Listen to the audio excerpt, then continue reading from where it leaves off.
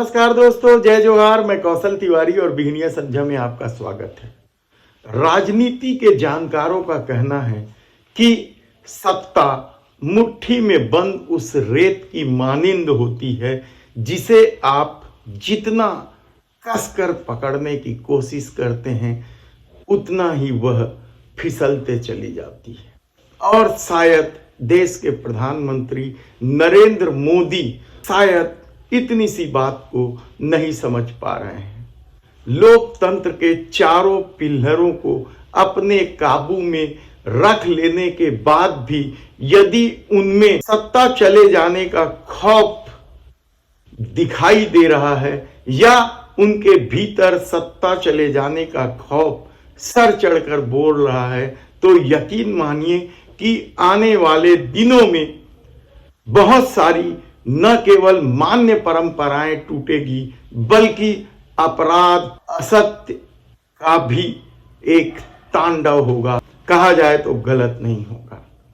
दरअसल इस दौर में सब कुछ मैं हूं, यानी विधानसभा चुनाव भी हमारे चेहरे पर लड़ा जाएगा, लोकसभा चुनाव भी हमारे चेहरे पर लड़ा जाएगा। राजनीति कैसे करनी है, न्यायालय के फैसले किस तरीके से सत्ता के अनुकूल आएंगे, विरोधियों को किस तरीके से कुचला जाएगा, मीडिया कौन सी खबर प्रकाशित करेगी और जांच एजेंसियां कैसे काम करेगी। यदि सब कुछ देश के प्रधानमंत्री नरेंद्र मोदी को ही तय करना है तो यकीन मानिए कि यह तानाशाह के खेल से बड़ा खेल नहीं है, क्योंकि हर तानाशाह सब कुछ अपने कब्जे में रखता है, उसे किसी पर भरोसा नहीं होता। और शायद यही वजह है कि इस दौर में सब कुछ देश के प्रधानमंत्री नरेंद्र मोदी कर रहे हैं। भारत रत्न की कल घोषणा की गई। किसने की घोषणा? देश के प्रधानमंत्री नरेंद्र मोदी ने ट्वीट करके घोषणा कर दी। अब तक भारत रत्न देने की एक निर्धारित प्रक्रिया थी। उस प्रक्रिया के तहत देश के प्रधानमंत्री राष्ट्रपति को सुझाव देते थे और राष्ट्रपति उसकी घोषणा करते थे, लेकिन यह नहीं हुआ। क्यों? क्या सत्ता को 2024 चले जाने का डर सताने लगा है, इसलिए वह सब कुछ मोदी की गारंटी के तर्ज पर करने लगा है? यह सवाल इसलिए महत्वपूर्ण है क्योंकि द्रौपदी मुर्मू को जब राष्ट्रपति बनाया गया था तो आदिवासी राष्ट्रपति के रूप में प्रचारित प्रसारित किया गया था, लेकिन भारत रत्न देने के मामले में न केवल उनकी उपेक्षा की गई कहा जाए बल्कि उनकी अनदेखी की गई, मान्य प्रचलित नियमों की भी अनदेखी की गई। यकीन मानिए कि यदि यही काम किसी विपक्ष के प्रधानमंत्री ने किया होता तो अब तक भारतीय जनता पार्टी के नेता राष्ट्रपति के अपमान को लेकर क्या कुछ नहीं कर देते, उनकी आस्था और भावना सब कुछ आहत हो जाती। लेकिन ये मोदी का दौर है और इस दौर में राष्ट्रपति की उपेक्षा और उनकी चुप्पी इतिहास में दर्ज होगा। सिर्फ भारत रत्न देने के मामले में नहीं, बल्कि याद कीजिए कि राम जन्मभूमि शिलान्यास के कार्यक्रम में भी उस समय के दलित राष्ट्रपति रामनाथ कोविंद को नहीं बुलाया गया था, और जब रामलला का प्राण प्रतिष्ठा हुआ तब भी आदिवासी राष्ट्रपति द्रौपदी मुर्मू की उपेक्षा की गई। उन्हें अंतिम चरण में निमंत्रण दिया गया, वह भी विपक्ष के हो हल्ला मचाने के बाद, और उन्होंने बड़ी शालीनता से आने से मना कर दिया। ऐसा राष्ट्रपति क्या आपको मिलेगा जो अपने अधिकारों की अवहेलना या अधिकारों को छीने जाने पर भी चुप रहती? यह इतिहास में दर्ज होगा कि किस तरीके से इस देश के प्रधानमंत्री नरेंद्र मोदी ने वक्त वक्त पर आदिवासी राष्ट्रपति की अनदेखी की है।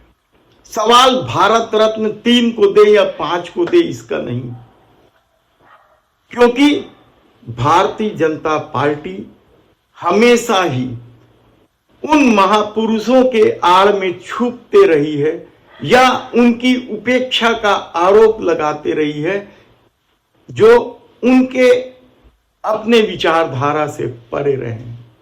याद कीजिए आप सरदार वल्लभ भाई पटेल, याद कीजिए आप सुभाष बाबू, और अब उस कर्पूरी ठाकुर को भी भारत रत्न दिया गया सिर्फ राजनीति साधने के लिए।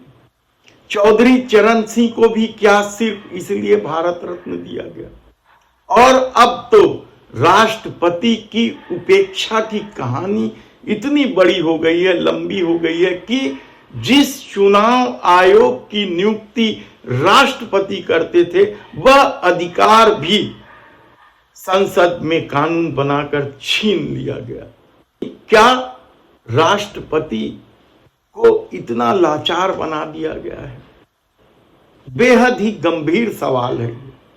ये मान्य परंपराओं को भी तिलांजलि देने वाला है, लेकिन सत्ता सब कुछ अपने मन से कर रही है।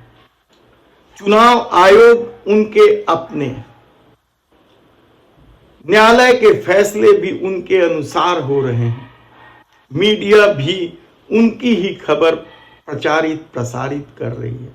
उसके बाद 370 सीट जीत लेने का दावा और राम मंदिर के आसरे वोट बटोरने की तमाम तरह की कोशिश के बाद भी यदि सत्ता को यह लगने लगा है कि उसके हाथ से सत्ता फिसल जाएगी यदि इंडिया गठबंधन को नहीं तोड़ा गया, और इंडिया गठबंधन को तोड़ने के लिए ही क्या राजनीतिक सौदेबाजी की जा रही है?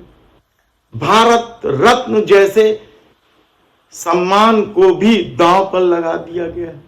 सवाल उठ रहे हैं, लोग पूछ रहे हैं कि यह सम्मान है या सौदेबाजी।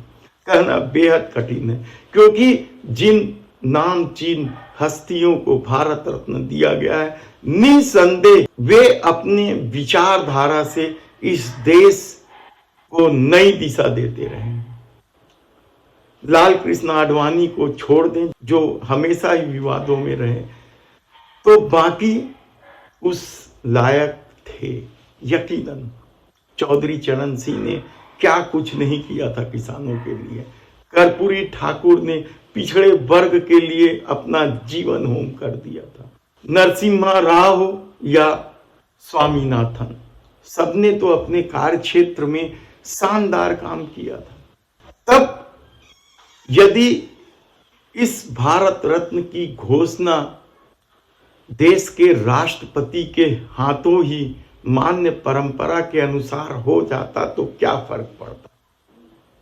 फर्क पड़ता शायद, क्योंकि चुनाव राष्ट्रपति को नहीं लड़ना है, चुनाव देश के प्रधानमंत्री नरेंद्र मोदी को लड़ना है, उनकी पार्टी को लड़ना है, तो सब कुछ अपने में समेट लेना है। तब सवाल ये नहीं है कि जो श्वेत पत्र जारी किए गए हैं उसकी हकीकत क्या है। 20 एम्स तो बना दिए, लेकिन दिल्ली का एम्स किस तरीके से बीमार पड़ा हुआ। किसानों को सम्मान राशि तो दी जा रही है, लेकिन कितनी कटौती कर दी गई। मनरेगा से मजदूरी के पैसे तो दिए जा रहे हैं, लेकिन 6 करोड़ मजदूरों को हटा दिया गया। यानी हकीकत कौन बताए कि इस देश में क्या हो रहा है? प्रधानमंत्री के दावे की सच्चाई क्या है यदि मीडिया ही उसके अनुकूल हो तो? तब सवाल तब भी यही खड़ा होता है कि क्या देश के प्रधानमंत्री सब कुछ अपने में समेट लेने के बाद भी 2024 का चुनाव जीत पाएंगे? धन्यवाद।